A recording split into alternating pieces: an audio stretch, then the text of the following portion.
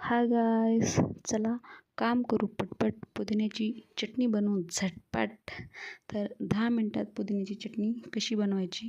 10 मिनटात नाही बाबा, 1 मिनटात. तर मग इथे फ्रेश पुदिना घेतला. चिंच तुटत नव्हती तरी 1 चिंच झाडाला मागून उसने घेतली. त्यानंतर घरात गेले.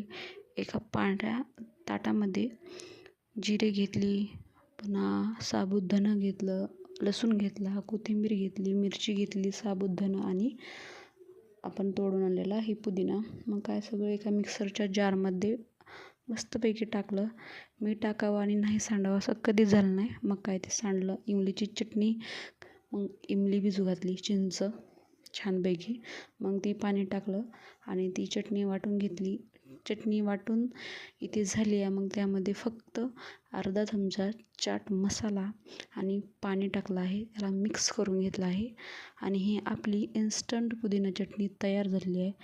कुठलीही गावातील महिलांना वेगळी सामग्री घ्यायची गरज नाही. Thanks for watching. Like, share, subscribe.